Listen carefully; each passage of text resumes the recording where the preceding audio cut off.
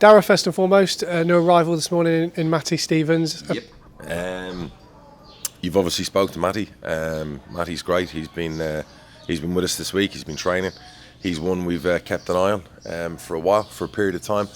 He was at Reading, and he came through the Reading youth system. He spent a year or two at Barnet. He was the leading goal scorer in the under-21s, obviously the reserve team and the youth team. And we played them a couple of times last year, and he scored a hat-trick in one game against us and a couple of goals in the other game. And he played our first team, actually. It was our under-21s, our reserves, and he scored, they won 3-2. He scored all 3 goals. So, yeah, very good young player, very promising. One that we're not putting any pressure on. He'll go into the under-21s. But obviously he's impressing the management team out here and whatever else. And, you know, they were originally thinking under-21s and whatever else. And they're thinking, well, he'll get some games during pre-season and the Posh fans will see what he's all about. He's an absolute out-and-out goal scorer. And he's a tough lad. He's a boxer. He comes from a boxing family, a very good boxing family and a very good family. And I think in time, Posh fans will see that the kid could be anything. So we'll give him the time, we'll give him the patience, and yeah, very excited. How much have you enjoyed this week and seeing the players at close quarters, and how excited are you that the new arrivals have bedded in so quickly? It's brilliant. You got to make sure that the last couple of seasons that haven't been great, that when you were excited then you don't go over the top and think, oh, here we go again. And no, it's what I enjoy the most is seeing players that are young, that have grown up. You know, like all the management staff this morning, we were sat there talking about Jermaine and Leo. And we had a picture of Jermaine when he was 17 and he first started, and he was like a little whippet. And then you see him now, and he's a monster on the training ground.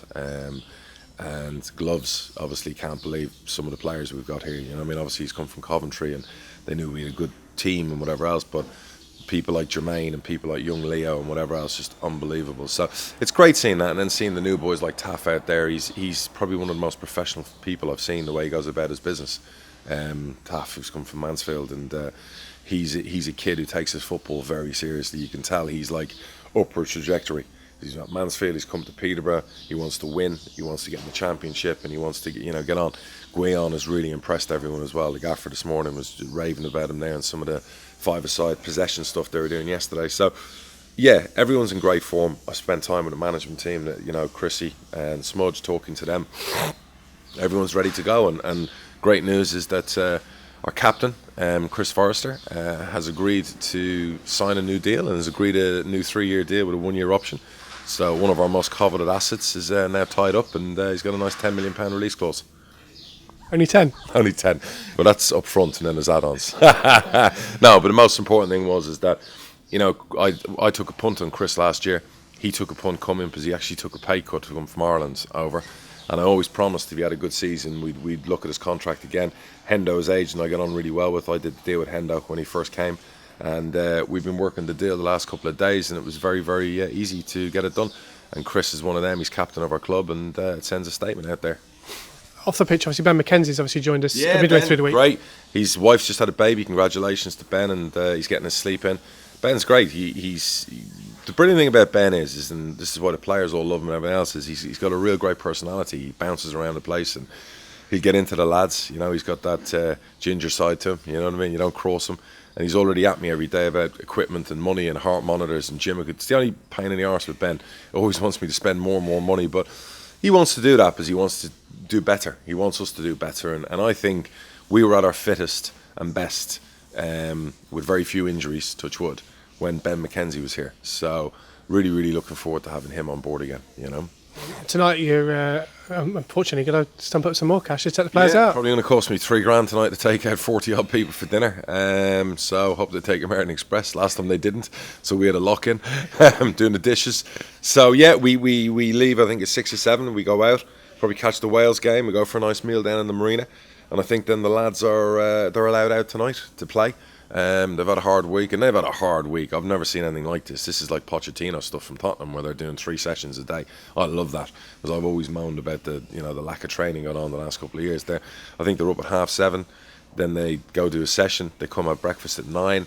They obviously have a rest. They go out again at 2. They come back, then they go out again in the evening time. You've seen yourself. It's like hardcore. So this is all about being fit and making sure that we can cope with 3 games a week. And tonight, obviously, they can let their hair down and lock up your wives and your girlfriends in Portugal. They're all out and about. And you've scheduled in a Periscope, I think, tonight, which might involve some of the players singing. Obviously, hopefully, if the reception's good, because you never know with the 3G down here, I'll do a little. What time's dinner at? That's your call, I think, Chairman. What time or is everyone leaving? 6? Yeah, around that, yeah. So we'll probably be in a restaurant for about 7.